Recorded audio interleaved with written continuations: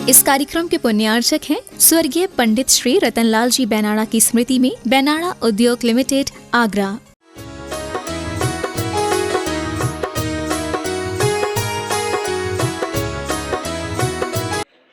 एक प्रश्न आया है, इस कोरोना काल में जहाँ कोरोना महामारी चारों तरफ फैली हुई है, इतनी मृत्यु हो रही हैं प्रतिदिन, तो ये अकाल मरण है कि स्वाभाविक मरण? इतने सारे लोग एक साथ कैसे मर सकते हैं? मरने के बाद क्या उनकी आत्मा भटकती रहती है? आखिर क्या कारण है इतने सारे लोगों का मरण हो रहा है? तरह तरह की जिज्ञासाएं लोगों के मन में आती हैं, प्रश्न उठते हैं। और जब हम वातावरण को देखते हैं, भिन्न भिन्न प्रकार की शंकाएं भी होने लगती हैं। उन्होंने पूछा, क्या यह अकाल मरण है या स्वाभाविक मरण है? शास्त्रों में आता है, विष के कारण, वेदना के कारण, हृदयघात के कारण, रक्तस्राव के कारण, महामारी, ये कुछ कारण बनते हैं। अकाल में ही आयु कर्म के निषेक एक साथ घिर जाते हैं। प्राय यही मानना, ये अकाल में उन जीवों का मरण हो रहा है। दूसरा प्रश्न वे कह रहे हैं कि इतने सारे लोग एक साथ कैसे मर जाते हैं? सामूहिक रूप से जब लोग इस प्रकार की अनुमोदना करते हैं तो ऐसे कर्मों को बांध लेता है जी। किसी हिंसा के दृश्य को देख कर के भीड़ में रहने वाले समस्त लोगों ने एक साथ अनुमोदना कर ली, हाँ बहुत अच्छा हो रहा है, तो ये सामूहिक असातावेदनी कर्म का आश्रय हो जाता है। और उसी समय यदि उनकी आयु कर्म बंधा होगा तो वह भी इसी प्रकार से बंध जाता है।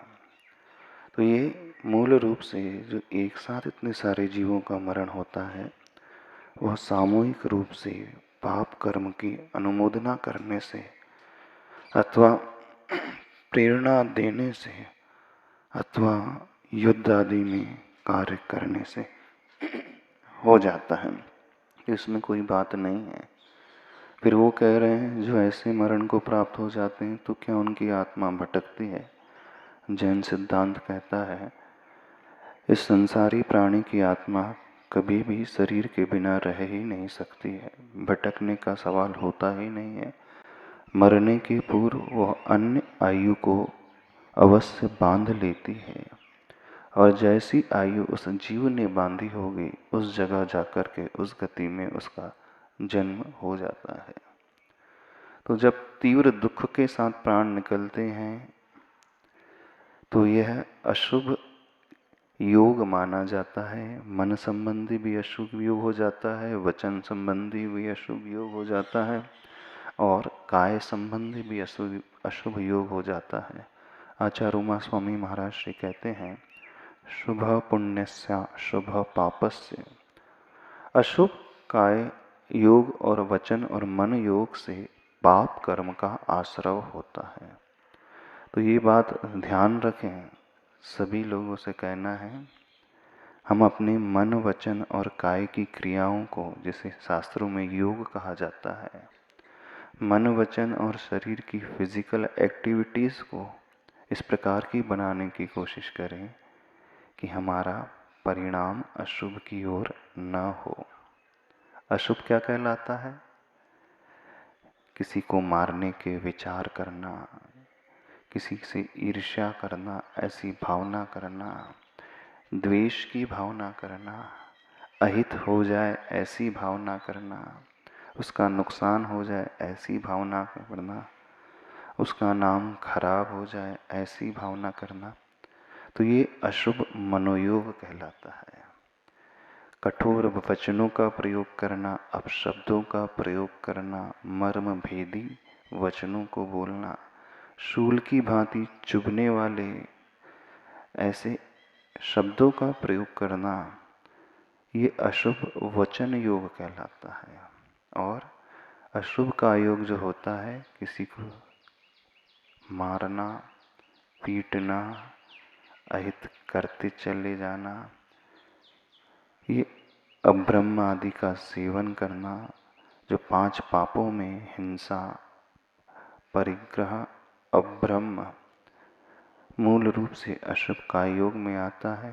झूठ आदि बोलना अशुभ वचन योग में आता है। और मन में ये विचार लाना अशुभ मनोयोग में आता है। तो 5 पाप संबंधी क्रियाएं, 7 व्यसन संबंधी क्रियाएं, 4 संज्ञाओं संबंधी क्रियाएं, आर्त, रौद्र, ध्यान, ये सब अशुभ की कैटेगरी में जाता है। यदि हम बहुत ज़्यादा धर्म नहीं कर पा रहे, मान लीजिए इस समय संसारी प्राणी बहुत कुछ नहीं कर पा रहा है, तो इतनी कोशिश अवश्य करें वह किसी का अशुभ सोचे ना, बोले ना और फिजिकली करे ना। ये जज करना हमारे हाथ में है कि हम अच्छा सोच रहे हैं अथवा बुरा सोच रहे हैं, हम ठीक बोल रहे हैं अथवा गलत बोल रहे हैं, शारीरिक रूप से हम व्यवस्थित कार्य कर रहे हैं, भले के कार्य कर रहे हैं, किसी की सेवा के कार्य कर रहे हैं, किसी को ऊपर उठाने के कार्य कर रहे हैं अथवा नीचे गिराने के कार्य कर रहे हैं। हर व्यक्ति आसानी से पहचान सकता है, इसमें कोई बड़ी बात नहीं है। जो अच्छी शुभ की कैटेगरी में जाती हैं उससे पुण्य का आश्रय होगा, और जो अशुभ की कैटेगरी में, जिसे आप बुरा कहते हैं, पाप कहते हैं, उस कैटेगरी में जो चला जाता है उससे नए सिरे से नए पाप का आश्रय हो, यानी असाता वेदनी कर्म का आश्रय हो। और वही असाता वेदनी कर्म इस संसारी प्राणी को बहुत शारीरिक दुख देता है, कष्ट देता है, परेशान करता है, मानसिक दुख देता है।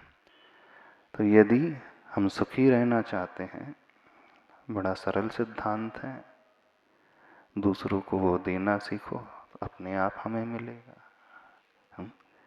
जो हम देते हैं वही हम तक लौट करके आता है। Life is just like echo sound. Echo क्या होता है? इको साउंड प्रतिध्वनि लौट करके आती है। जो ध्वनि हम करते हैं वही प्रतिध्वनि, वही गूंज हम सुनते हैं। किसी पर्वत की गुफा में जाकर के अथवा किसी बंद कमरे में, बंद हॉल में जाकर के आप जोर से चिल्लाओ, जो आप वाक्य बोलोगे वही आप पुनः सुनोगे। आप भगवान महावीर स्वामी की जय यह बोलोगे तो आपके कानों में वही शब्द सुनाई देगा।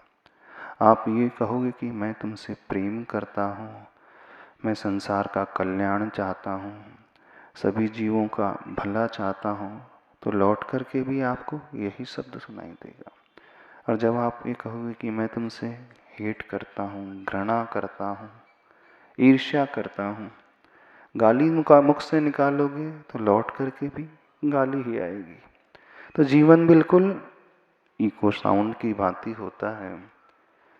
जो हम देते हैं वही हम पाते हैं, जो हम बोलते हैं वही हम सुनते हैं, और जो हम सोचते हैं दूसरों के लिए अशुभ, उसका अशुभ तो नहीं होता है, बल्कि स्वयं का अशुभ बहुत जल्दी हो जाता है। तो एक पुरुषार्थ हर व्यक्ति को करना चाहिए। बहुत बड़ी बड़ी बात नहीं कह रहे हैं आपसे कि आप बहुत लंबे चौड़े उपवास करने लगो, बहुत बड़े बड़े विधान करो, बहुत बड़ी बड़ी पूजाएं करो, बहुत बड़े बड़े दान दे लो, बहुत सारी धर्म की क्रियाएं करो, बिल्कुल ही नहीं कह रहे हैं।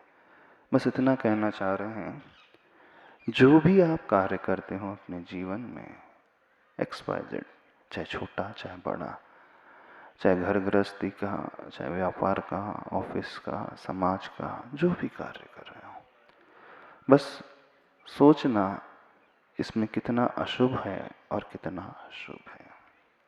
एक बहुत अच्छा तरीका बता रहे हैं अपने अपलिफ्टमेंट का, अपने विकास का। आत्म विश्लेषण करना सीखें। सेल्फ एनालाइज करना सीखें अपने आप को। ये बहुत अच्छी विधि होती है ऊपर उठाने की। आत्मविश्लेषण क्या कहलाता है? पर की समीक्षा नहीं, स्वयं की समीक्षा करना सीखें। व्यक्ति पर की समीक्षा बहुत आसानी से करने लगता है। हर व्यक्ति पर की समीक्षा करने में बहुत एक्सपर्ट है ना? आप पर के दोष निकाल दोगे, उसने ये गलती की, उसे ऐसा नहीं कहना चाहिए था, इस पॉइंट में उसने गलत कह दिया, गलत कार्य कर लिया। निकाल लेते हो कि नहीं? अपने पड़ोसी का निकाल लेते हो, अपने फ्रेंड्स के निकाल लेते हो, साधर्मी का निकाल लेते हो, हर व्यक्ति निकाल लेता है। बहुत आसान है।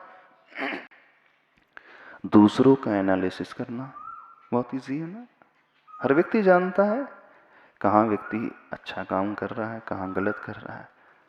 तो जितनी आसानी से संसारी व्यक्ति दूसरों का एनालिसिस करता है, बस इतना कहना चाहते हैं, हम अपना एनालिसिस करना सीखें। हम अपने आप को पढ़ना सीखें। दुनिया को बहुत पढ़ लिया, दुनिया का बहुत विश्लेषण कर लिया, दुनिया को बहुत सुधार लिया, दुनिया को बहुत गिरा भी दिया, जो जो करना था पर के साथ बहुत किया। अब थोड़ा सा स्व के साथ करना सीख लो। और जैसे ही दृष्टि सोन्मुखी हो जाती है, अंतर्मुखी हो जाती है, वहीं से हमारा कल्याण होता है। और दृष्टि परमुखी होती है, पर की ओर होती है, दुनिया की ओर होती है, तो हम अपने आप को खोते हैं। ध्यान भी तब अच्छे से लगता है जब अंतर्दृष्टि हम करते हैं, अंतर्मुखी जब होते हैं, आत्मविश्लेषण जब करते हैं, सेल्फ एनालिसिस जब करते हैं। वो कठिन नहीं है, बहुत आसान है। हर व्यक्ति को रात को सोने के पूर्व सिर्फ 5 मिनट निकालना, ज़्यादा नहीं, बहुत ज़्यादा नहीं कह रहे आपसे, 5 मिनट निकालना है और अपना दिन भर का रूटीन जो हुआ, आज दिन भर हमने जो किया, क्या क्या किया, क्या क्या सोचा, क्या क्या बोला, किस किस के साथ किस प्रकार का बिहेवियर हमारा रहा, बस इसका अध्ययन करना और कुछ नहीं। और यही सबसे बड़ा स्वाध्याय माना जाता है। क्या माना जाता है? स्वस्य अध्ययनम इति स्वाध्यायः। स्वयं का अध्ययन, स्वयं को पढ़ना। शास्त्र बहुत पढ़ लिए, स्तुति बहुत पढ़ ली, विनती बहुत पढ़ ली, स्तोत्र बहुत पढ़ लिए, पुराण बहुत पढ़ लिए। कौन कौन से पुराण पढ़े हैं? बाहर के पुराण पढ़े हैं, है ना? अब थोड़ा अपना भी पुराण पढ़ लो। स्वयं पुराण होता है कि नहीं होता? नहीं होता कि आदि पुराणी पढ़ोगे, पद्म पुराणी पढ़ोगे, श्रेणी पुराणी पढ़ोगे, प्रद्युम्न चरित्र पढ़ोगे, पर के ही पुराणों को पढ़ते रहो। कभी कभी अपना भी पुराण पढ़ लिया कर। और जो पर के पुराण होते हैं, भले ही वो महापुरुषों के पुराण क्यों ना हो, उनका उद्देश्य भी स्वयं के पुराण पढ़ने के लिए होता है, स्वयं का अध्ययन करने के लिए होता है। जिन महापुरुषों का हम चिंतन करते हैं ध्यान में, मेडिटेशन में, जिन तीर्थंकर भगवान की उस छवि को लेकर के आते हैं, उनके चरित्र को लेकर के आते हैं, उनकी उस मुद्रा को लेकर के आते हैं, पर्पस क्या है सबका? पंच परमेष्टि मंत्र का स्मरण करते हैं, उसका उच्चारण करते हैं, नमोकार मंत्र की जाप करते हैं। क्या पर्पस है इस जाप से? बताओ। पूजा कर रहे हो आदिनाथ भगवान की, पार्श्वनाथ भगवान की पूजा कर रहे हो, पार्श्वनाथ भगवान का विधान कर रहे हो ना? विधान रोज कर रहे हो ना? बड़े बाबा का पार्श्वनाथ भगवान का विधान बड़ा गांव में रोज विधान कर रहे हैं, सभी लोग कर रहे हैं। क्यों कर रहे हो बताओ? भगवान का तो कल्याण हो गया, पार्श्वनाथ भगवान तो सिद्धालय में पहुंच गए। उद्देश्य क्या है इस विधान का? उद्देश्य एकमात्र सिर्फ इतना ही है कि उनको याद करके हम अपने जीवन को वैसा बनाएं, और कोई तो उद्देश्य नहीं होता। तो चाहे वो पूजा हो, चाहे वो विधान हो, चाहे वो पाठ हो, चाहे वो जाप हो, चाहे वो माला हो, चाहे वो ध्यान हो, चाहे पुराण ग्रंथ का स्वाध्याय हो, इन सब का उद्देश्य स्वयं का अध्ययन करना, और कोई उद्देश्य नहीं होता। सबका लक्ष्य स्वयं के पुराण तक पहुंचना। तो अभी महापुरुषों के पुराण बहुत पढ़ रहा है व्यक्ति, लेकिन अब थोड़ा सा कहना है, अपना भी अध्ययन करना सीखे। और जब हम अपना अध्ययन करने की हैबिट डालते हैं, ये प्रैक्टिस करते हैं, तो निश्चित मानना हमारा विकास बहुत होता है। क्योंकि ऊपर वही उठ सकता है जो अपनी कमियों के बारे में सोच सकता है। अच्छा बिजनेसमैन वही बन सकता है जो अपने लॉसेस को कम कर सकता है, ऐसे ही ना। जो अननेसेसरी एक्सपेंसेस हो रहे हैं, अननेसेसरी फिजूल खर्ची हो रही है जिसकी आवश्यकता नहीं है, जब तक वो बंद ना करेगा तो उसकी इनकम नहीं बढ़ सकती। जीवन भी बिल्कुल ऐसा ही है। जब तक हम स्वयं की कमियों का अध्ययन नहीं करेंगे, जो कमियां हमारे भीतर हैं, जब तक हम स्वयं का अध्ययन नहीं करेंगे, स्वयं को एनालाइज नहीं करेंगे, तब तक हम ऊपर कभी नहीं उठ सकते। फिर आप कितनी भी मंत्र की जाप कर लो, उससे कुछ नहीं होगा। कितनी भी पूजा कर लो, कितनी भी विधान कर लो, कितने भी अर्घ चढ़ा लो, कितने भी स्वाहा स्वाहा कर लो जल चंदन अक्षर से, उससे ज़्यादा कुछ नहीं होगा। वो तो एक क्रिया हो जाएगी। और हमारा कल्याण क्रिया से नहीं होता है मात्र, हमारा कल्याण उस क्रिया के पीछे छिपे हुए इंटेंशन से होता है, उद्देश्य से होता है, लक्ष्य से होता है। करोगे कि नहीं? क्या करना है? तो दिन भर में थोड़ा सा समय निकालना, जब आपको समय मिल जाए, सवेरे उठ करके, रात को सोने के पूर्व, दोपहर को, पर होना वो रेगुलर चाहिए। प्रतिदिन एक टाइम फिक्स कर लें, सोने के पहले करें तो बहुत अच्छा है। अब पूज्य आचार्य भगवान हम लोगों से कहते हैं, जब हम सभी लोग अपनी कमियों को देखते हैं, उनका अध्ययन करते हैं, तभी हम उससे ऊपर उठ सकते हैं, उन्हें दूर कर सकते हैं। बिन जानन के दोष गुणन को कैसे तजिए गही है, पूजा में पंक्ति आती है। जब तक हम दोष और गुणों को जानेंगे नहीं, पहचानेंगे नहीं, तो दोषों को छोड़ेंगे कैसे और गुणों को ग्रहण कैसे करें। तजिए का मतलब त्याग और गहिए का मतलब ग्रहण। तो त्याग और ग्रहण, त्याग और आदान एक्सेप्ट करना कब होता है? जब हम जानेंगे, पहचानेंगे। तो पर को बहुत जाना, अब थोड़ा सा स्व को जानना है। स्व को जानने के लिए शास्त्र पढ़ना बिल्कुल आवश्यक नहीं है, आप लोगों की भाषा में समझा रहे हैं। स्व को जानने के लिए, स्वयं के विकास के लिए किसे जानना है? अपनी अपनी कमियों को पहचानना है। दिन भर में कब कब हम अशुभ मन योग करते हैं, अशुभ वचन योग हो जाता है और अशुभ काय योग हो जाता है। फिजिकली, वर्बली एंड मेंटली जो एक्टिविटीज़ हैं कब कब हो जाती हैं, और अधिकांश क्या होता है? अशुभ ही निकलता है। देखना, अधिकांश क्या होता है व्यक्ति के साथ? वो अशुभ सोचता है। अशुभ से मतलब कषायों से भर करके सोचता है, गलत सोचता है, गिराने के बारे में सोचता है।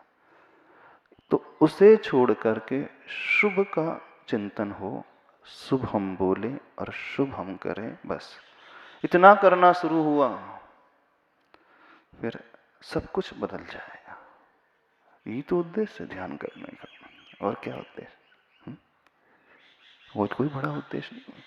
जब हम ओंकार की ध्वनि करते हैं, अथवा नमो अरिहंताणम कहते हैं, अथवा कोई और मंत्र कहते हैं, चाहे वो अरम बीजाक्षर, इन सब का उद्देश्य क्या है? कि ओंकार, ओम अपने आप में पंच परमेष्टि वाचक, और पंच परमेष्टि को भी स्मरण क्यों करना? उन जैसा बनने के लिए। तो उन जैसा हम कब बनेंगे? जब धीरे धीरे हम अपनी कमियों को निकालेंगे, दूर करेंगे। गया से गया गुजरा व्यक्ति भी क्यों ना हो, अनपढ़ गंवार भी क्यों ना हो, वो ये जानता है कि मैं कब गलत कर रहा हूं। नहीं पहचानता?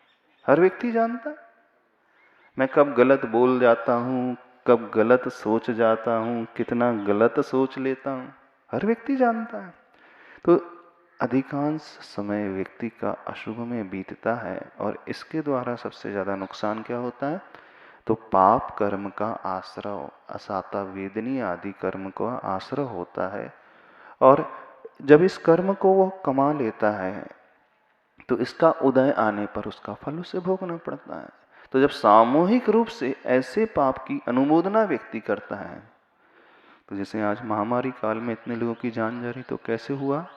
मान लीजिए सभी लोग टीवी देख रहे थे, एक मूवी देख रहे थे, घटनाक्रम को देखा, सबने क्लैपिंग कर दी, हाँ बहुत अच्छा हुआ, बहुत अच्छा किया, बस सामूहिक असाता वेदनी कर्म को बांध लिया। और सामूहिक जब बांध लिया तो उदय आ रहा है। तो इस कारण एक साथ इतने लोगों की जानें भी चले जा रही हैं, दुखी भी हो रहे हैं, हॉस्पिटलाइज भी हो रहे हैं, परेशान भी हो रहे हैं। तो इसका उपाय क्या? शुभ करना है ताकि हम पाप से अपने आप को बचा सकें और अच्छे कर्मों को हम बांध सकें। ठीक है? तो किसका ध्यान करना है?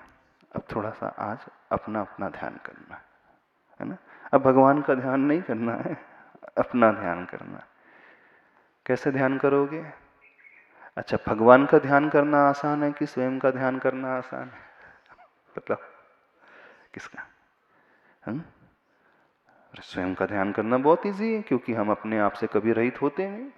भगवान को तो हमें विषय बनाना पड़ता है, सोचना पड़ता है, धारणा बनाना पड़ता है। हाँ, पार्श्वनाथ भगवान की मूर्ति है, हम सोचते हैं, फिर वो गायब हो जाते हैं, है ना। नमो अरियंताणम बोलते हैं, अरियंत भगवान का चिंतन करना, फिर अरियंत भगवान गायब हो गए। तो जो पर है वो तो छूट जाता है, लेकिन जो स्व होता है वो कभी नहीं छूटता। तो स्व का ध्यान करना बहुत ईजी है ना। कैसे करोगे? चलो आज आपको स्वयं का ध्यान कराते हैं। अब आप बोलोगे महाराज जी स्वयं का ध्यान भी पर करा रहा है। बोले आप महाराज जी हम लोगों का ध्यान कराओगे? आप क्या कर हम नमः ओम हम नमः ओम हम नमः ओम हम नमः ओम हम नमः ओम हम नमः ओम हम नमः ओम हम नमः। रिलैक्स। तीसरी मुद्रा आज। ओम हम नमः ओम हम नमः ओम हम नमः ओम हम नमः ओम हम नमः ओम हम नमः ओम हम नमः। रिलैक्स। चौथी मुद्रा। ओम हम नमः ओम हम नमः ओम हम नमः ओम हम नमः ओम हम नमः ओम हम नमः ओम हम नमः। सीधे हाथ करो, तेजी से मुंह करो, तेजी से करो, अच्छे से करो। हाँ, कमर को झुकाओ, गर्दन को झुकाओ।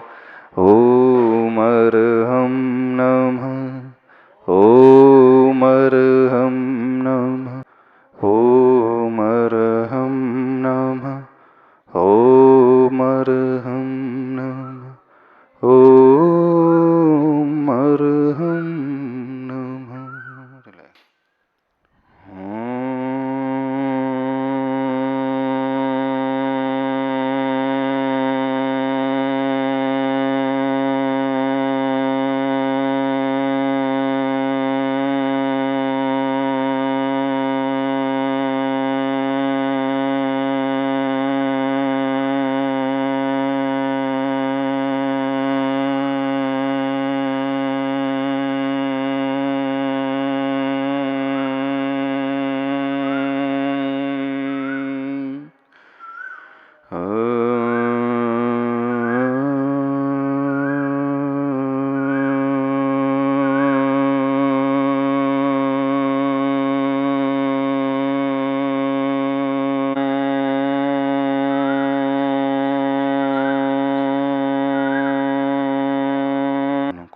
बंद करें। इस भ्रामरी ध्वनि को, ओंकार की ध्वनि को पूरी मस्तिष्क तक गूंजता हुआ सुने।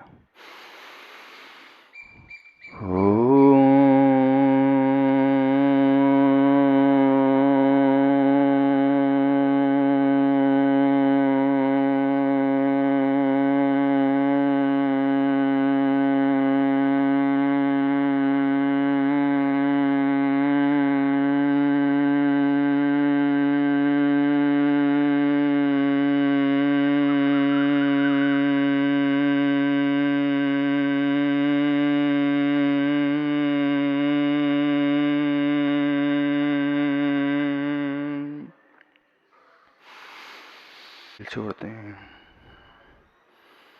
सहज रूप से श्वासोच्छ्वास को लें। ध्यान सिर्फ अपनी ओर। दिन भर हम दुनिया को देखते हैं, दुनिया के बारे में सोचते हैं, पर के बारे में समय निकल जाता है। थोड़ी देर के लिए अपने लिए समय निकालें। स्व का चिंतन, स्वयं का एनालिसिस। सहज रूप से श्वासोच्छ्वास ले। आसन सीधा रखते हुए आंखें बंद रखें। रीढ़ की हड्डी सीधी, चेहरे पे प्रसन्नता। सारे विकल्पों को, सारी चिंताओं को छोड़ करके थोड़ी देर के लिए अपने साथ हो जाएं। सहज रूप से श्वास लें। दृष्टि भीतर जाती हुई श्वास पे, नाक के नॉस्ट्रिल्स को स्पर्श करती हुई हल्का सा शीतलता का एहसास। भीतर प्रवेश करती हुई श्वास नलिका से चेस्ट की ओर जाती हुई, नीचे की ओर जाती हुई उसके सेंसेशन को फील करें। जितनी क्षमता हो रोक करके रखें। धीरे धीरे अरहम के स्मरण पूर्वक उस श्वास को बाहर जाने दें।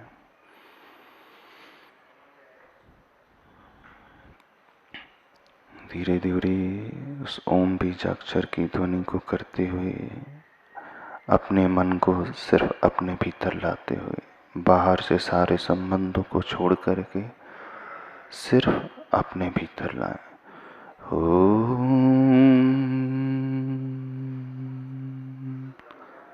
इस गूंज को सुने, हमारा बाहर का कनेक्शन टूटे।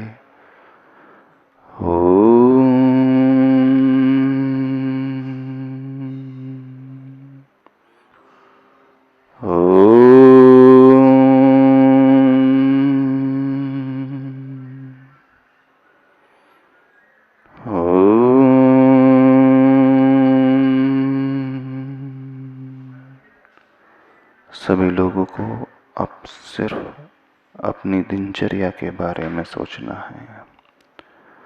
मॉर्निंग में आप उठते हैं, उठ करके क्या क्या करते हैं, सिर्फ उसका चिंतन करना है। उठते ही मेरे मन में कौन से विचार आते हैं, 5 पापों के इर्द गिर्द हिंसा संबंधी मैं कब कब क्या क्या सोचता हूँ, उस पाप को स्मरण में लेकर के आए। अपने मानस पटल पर उस व्यक्ति की छवि लेकर के आए जिसे आप नहीं चाहते हैं, जिसे आप पसंद नहीं करते हैं, जिसे आप देखना नहीं चाहते हैं, बोलना पसंद नहीं करते हैं, उसके साथ रहना पसंद नहीं करते हैं। बस उस व्यक्ति को अपने मानस पटल पर लेकर के आए। मन में उठने वाले उन दुर्भावों को छोड़ें। दृष्टि उसके चरणों की ओर लेकर के आए और अंदर से उससे क्षमा मांगे। जो आपकी हमेशा बुराई करता है, जो आपको नीचे गिराता है, बिल्कुल उसे अपने मानस पटल पर लाएं, क्योंकि उसी को सोच करके सबसे ज़्यादा पाप कमाता है संसारी जीव, उसी का गलत चिंतन करके असाता वेदनी कर्म का आश्रव करता है, उससे अपने हृदय से क्षमा मांगे, अपना सिर उसके चरणों में रखें और कहें, मैं तुम्हें क्षमा करता हूँ। कहो, मैं तुम्हें क्षमा करता हूँ, मेरे मन में कोई वैर नहीं। जो भी आपका कट्टर शत्रु है, खासकर वो आपका अपना ही है, मेरे झूठ के लिए मुझे क्षमा दो। अपने स्वार्थ के लिए मैंने ठगा है, मैं इस पाप को छोड़ता हूँ।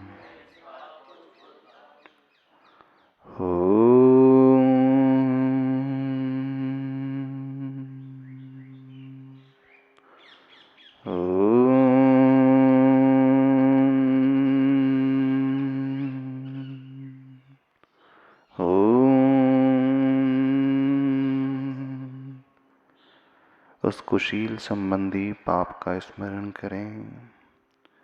24 घंटे में सबसे अधिक मन के माध्यम से यह संसार कुशील पाप करता है।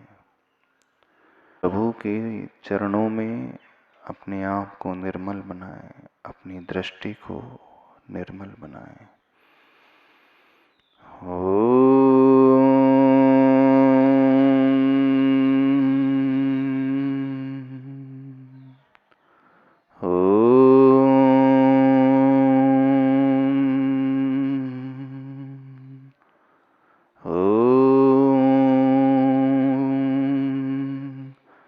जो कुशील जीवन मैंने शरीर से किया है उसे मैं छोड़ता हूँ, जो वचनों से करता हूँ उसे भी त्यागता हूँ और सबसे अधिक मन से करता हूँ।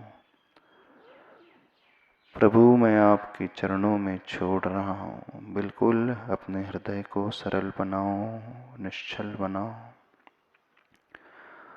प्रभु, मैं उसे आपके चरणों में छोड़ता हूँ। हृदय से ऐसी भावना बनाएं, बिना किसी को छले, बिना किसी को ठगे, एकदम अपने आप को शुद्ध करें।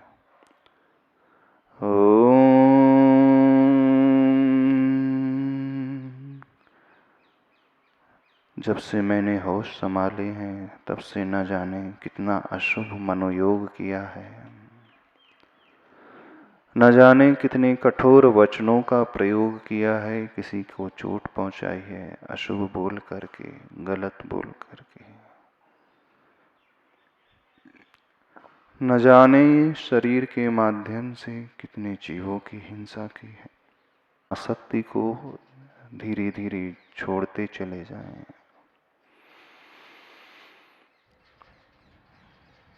दृष्टि प्रभु के चरणों की ओर।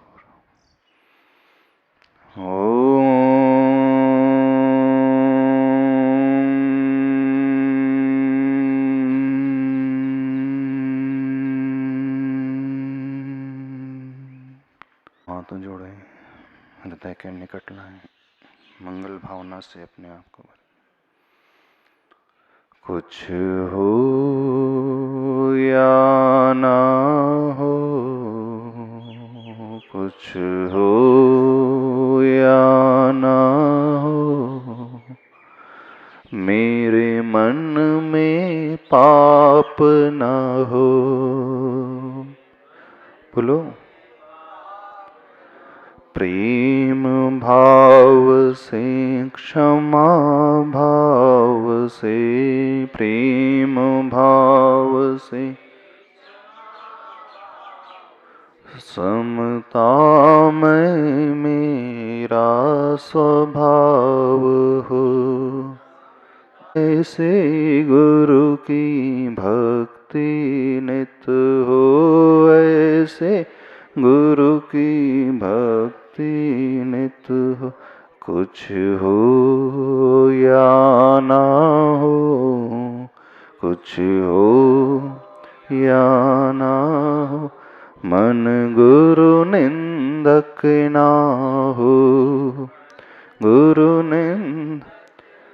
मेरे मन में पाप ना हो, पाप न, जो भी मिला है मुझको जग में, जो में क्रोध ना हो। मेरे मन में अहम ना हो,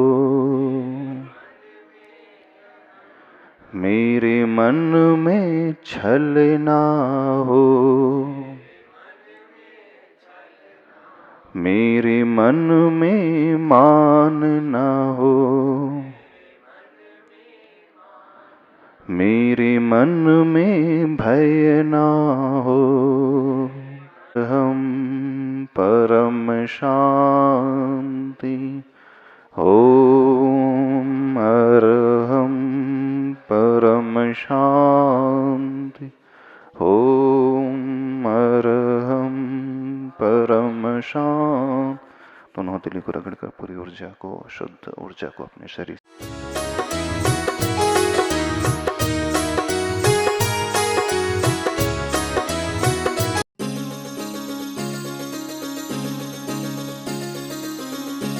इस कार्यक्रम के पुण्यार्चक थे स्वर्गीय पंडित श्री रतनलाल जी बेनाड़ा की स्मृति में बेनाड़ा उद्योग लिमिटेड, आगरा।